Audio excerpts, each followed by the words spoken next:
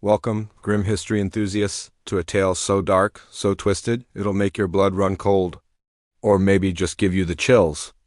I'm your host, and tonight, we're diving headfirst into one of history's most enduring mysteries, the downfall of the Knights Templar. Subscribe now and join the Grim Histories family. Hit that notification bell so you don't miss a single chilling episode. Picture this, March 18th, 1314. The chill wind whips across the Al-Dala site in Paris, a date forever etched in history as the day the mighty Templar order met its brutal end. On that fateful Friday, thousands of Templars were arrested across France, their castles stormed, their treasures seized. The ensuing interrogations were nothing short of barbaric, a reign of terror fueled by torture and false confessions. Were they guilty of the heinous crimes they were accused of? Or were they victims of a carefully orchestrated conspiracy, a power grab disguised as a holy crusade against heresy? The truth, like the ashes of Jacques de Molay, remains scattered to the winds. But the mystery, the enduring questions surrounding the downfall of the Knights Templar, continues to fascinate and haunt us to this day. What really happened? What secrets did they possess? And what, if anything, was the price of their silence? Founded in 1118 after the First Crusade, these warrior monks were the ultimate holy warriors, protectors of pilgrims journeying to the Holy Land. Their reputation was untarnished, their piety unquestioned, or so it seemed. They amassed incredible wealth, becoming the ultimate international banking power of their time. They established complex financial systems, advanced for their era, managing the flow of money across Europe with astonishing efficiency. Imagine the envy this must have created among kings and princes, constantly embroiled in wars and desperately short of funds. This success, however, would become their undoing. A flickering bonfire casts dancing shadows on the faces of a horrified crowd. Bound to a stake, surrounded by the crackling flames, is Jacques de Molay, the last Grand Master of the Knights Templar. This wasn't just any execution.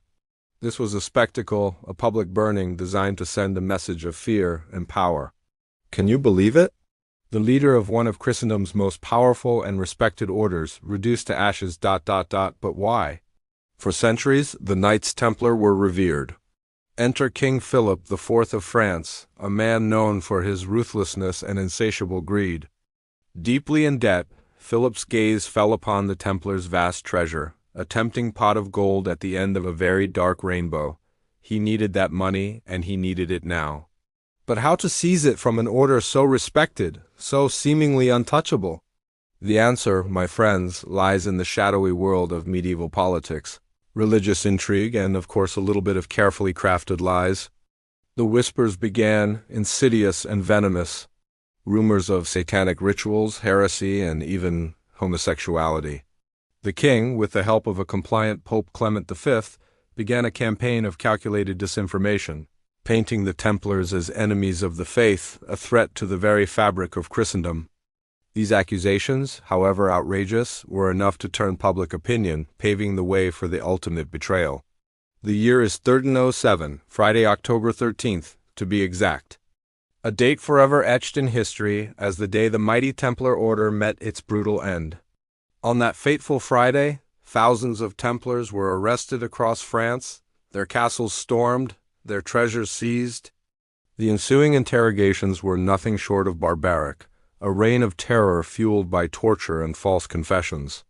Were they guilty of the heinous crimes they were accused of? Or were they victims of a carefully orchestrated conspiracy, a power grab disguised as a holy crusade against heresy? The truth, like the ashes of Jacques de Molay, remains scattered to the winds. But the mystery, the enduring questions surrounding the downfall of the Knights Templar, continues to fascinate and haunt us to this day. What really happened? What secrets did they possess? And what, if anything, was the price of their silence? Welcome back, Grim Histories enthusiasts. Last time, we left you with the chilling image of Jacques de Molay, the last Grand Master of the Knights Templar, consumed by flames. But how did these seemingly invincible warriors, these paragons of piety and courage, fall so spectacularly from grace? The answer, my friends, lies in their unexpected and phenomenal rise to power, a rise that would ultimately become their undoing. Imagine the 12th century, the Holy Land, a crucible of violence and faith. The newly formed Kingdom of Jerusalem, a fragile outpost of Christendom amidst a sea of hostile Muslim forces. Pilgrims, journeying thousands of miles to visit the holy sites, faced constant danger from bandits and warring factions. Into this volatile landscape stepped 9 knights led by the noble Hugestapéans. They pledged themselves to God, King Baldwin II, and the protection of these vulnerable travelers. This was the humble, almost accidental, beginning of the Knights Templar. But these weren't your average knights. They were bound by a strict monastic code, a blend of chivalric ideals and religious fervor. They were sworn to poverty, chastity, and obedience vows that, ironically, would later be twisted into accusations of heresy. Their early years were marked by hardship and unwavering dedication. They carved out a reputation for unwavering bravery and unmatched skill in battle, becoming a vital force in defending the Crusader states. However, something extraordinary began to happen. The Templars, through their unwavering loyalty to the crown and their strategic positions along pilgrimage routes, started to accumulate wealth. Not just gold and jewels, mind you, but something far more valuable in the medieval world: trust. This trust translated into something revolutionary. The Templars became the first truly international banking institution. Can you imagine that?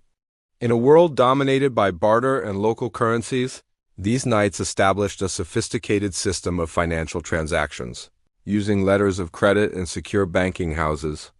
Pilgrims, fearful of losing their valuables on the dangerous journey, began entrusting their fortunes to the Templars, who provided safe passage and issued receipts redeemable at Templar houses across Europe. Kings and nobles, facing constant financial difficulties, began to borrow heavily from the order, granting them considerable political leverage in the process. Their wealth wasn't merely a matter of clever economics. It was a testament to the Templars' unparalleled organizational skills and their reputation for integrity. They built a vast network of castles, monasteries, and commanderies that spanned the length and breadth of Europe. These weren't just fortresses. They were hubs of commerce, centers of learning, and symbols of the order's expanding power. Think of them as the medieval equivalent of a global multinational corporation, operating with an efficiency and sophistication that far surpassed their contemporaries. And this, my friends, is where the trouble began. The sheer scale of the Templars' wealth sparked envy and suspicion among European royalty, particularly the deeply indebted King Philip IV of France. But that, as they say, is a story for another time. He saw in the Templars not holy warriors, but a vast treasure trove ripe for the plucking. He would soon orchestrate a campaign of unprecedented brutality to seize that treasure and eliminate a powerful rival. Last time, we saw the Knights Templar ascend from humble protectors of pilgrims to a powerful, almost mythical order amassing unimaginable wealth and influence. But fortunes, as we know, can be fickle, especially in the treacherous landscape of 14th century Europe. This is where the whispers begin, the insidious seeds of conspiracy that would ultimately lead to their catastrophic downfall. Picture this: the year is 1307. France, under the reign of King Philip IV, is drowning in debt. His extravagant lifestyle and costly wars have left the royal coffers emptier than a monk's begging bowl. And then there they are, the Templars, swimming in gold.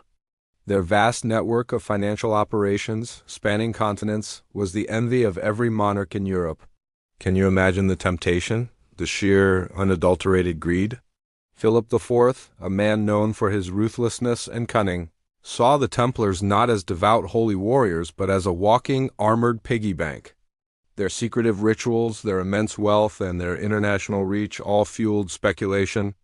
Rumors spread like wildfire through the medieval grapevine, whispers of devil worship, heretical practices, and even, gasp, spitting on the cross. Now, let's be clear. There's no concrete evidence to support most of these accusations. But in the context of a deeply religious society, where even a hint of heresy could mean death, these whispers were enough to ignite a conflagration. Philip IV, a master manipulator, knew this. He needed a pretext, a justification to seize the Templars' assets and eliminate a potential rival for power.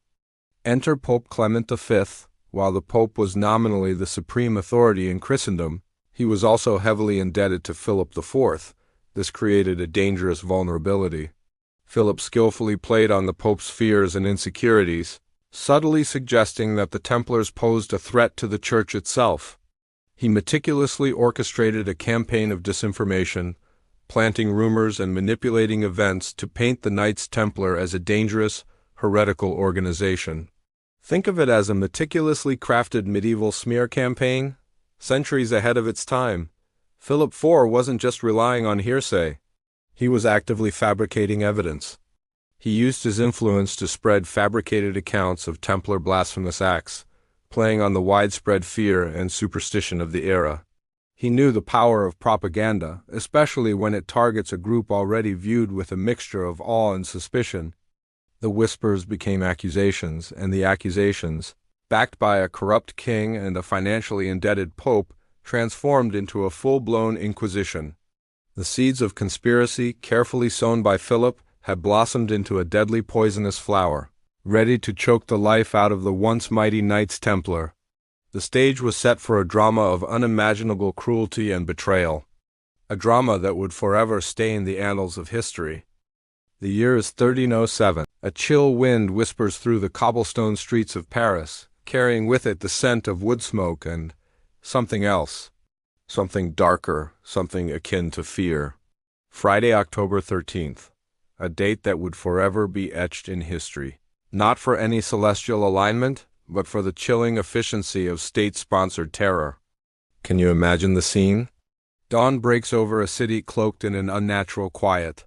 No bustling markets, no cheerful chatter, only the hushed movements of royal guards, their faces grim beneath their helmets, their target, the Knights Templar.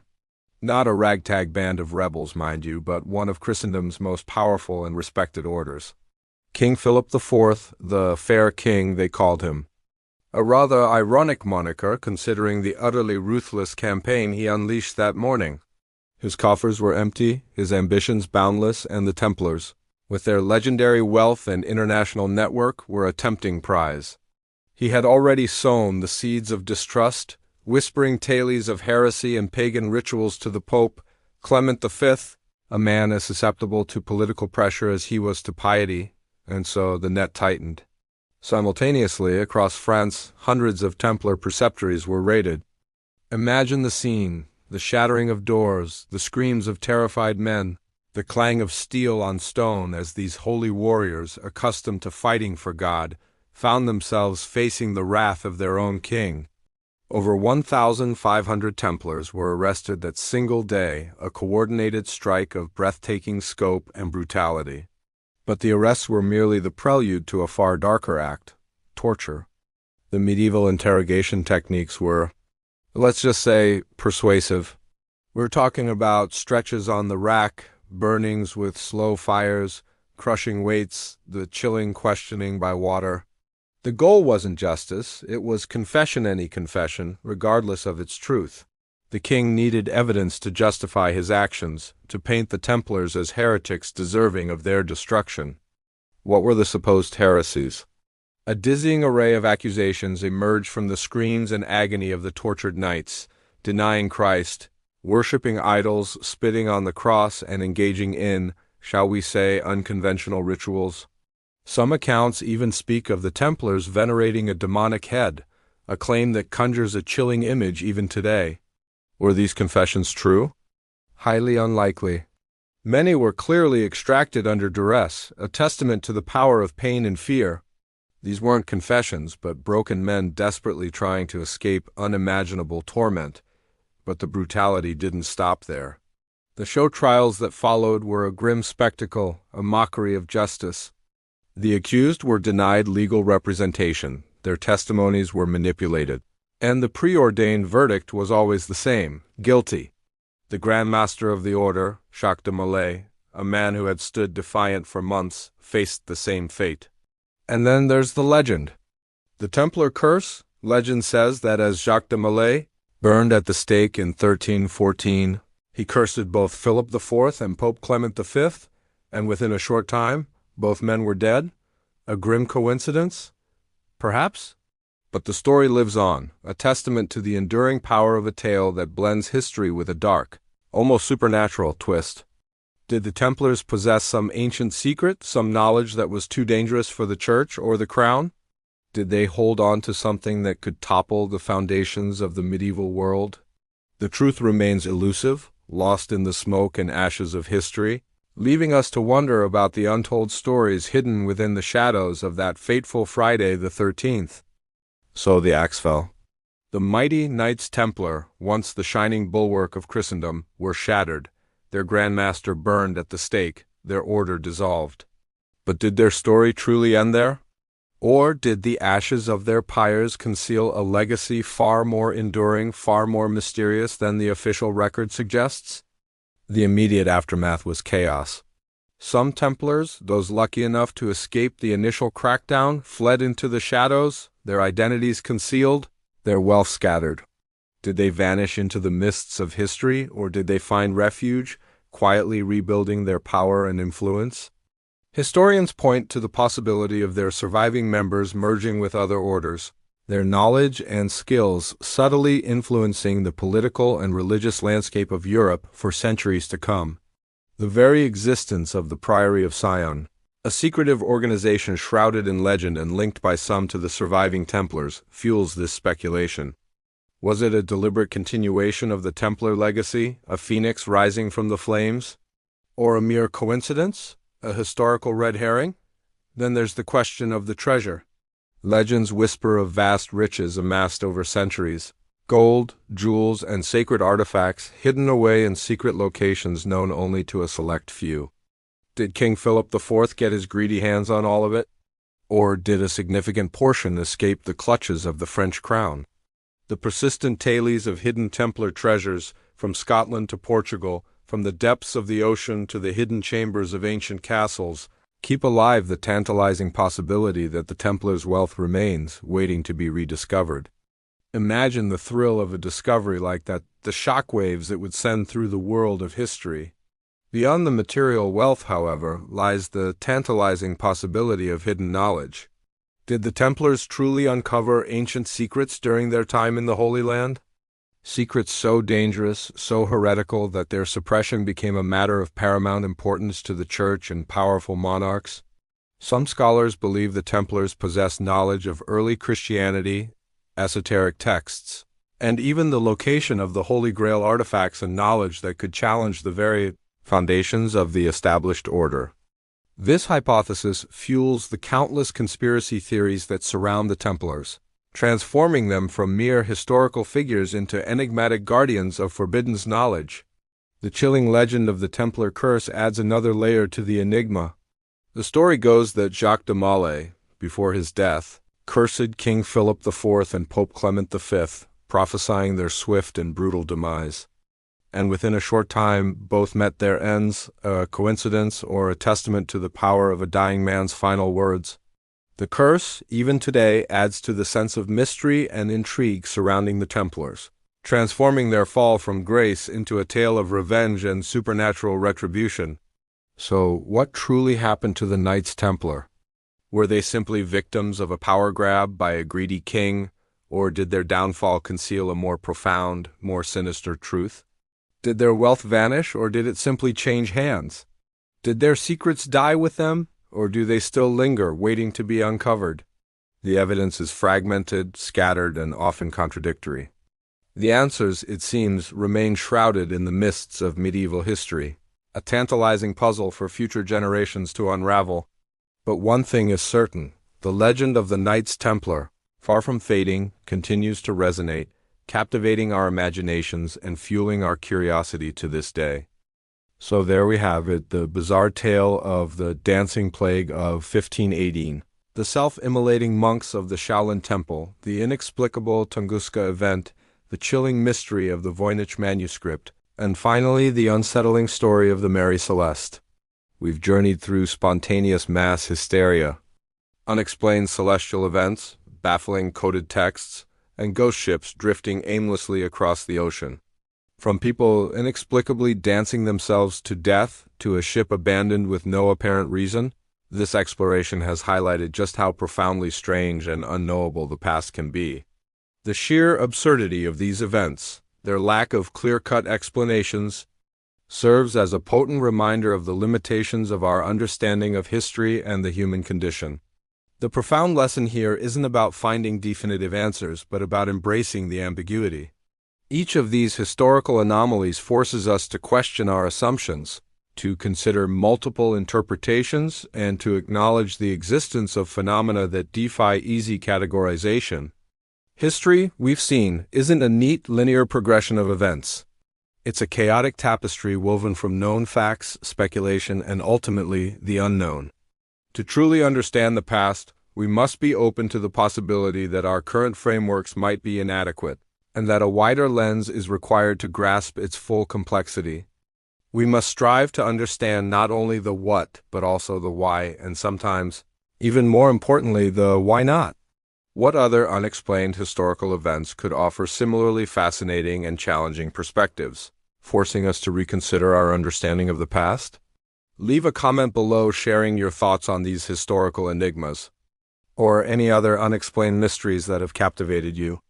Like this video if you found this journey into the unusual corners of history interesting, and subscribe to this channel to explore more hidden stories and unanswered questions.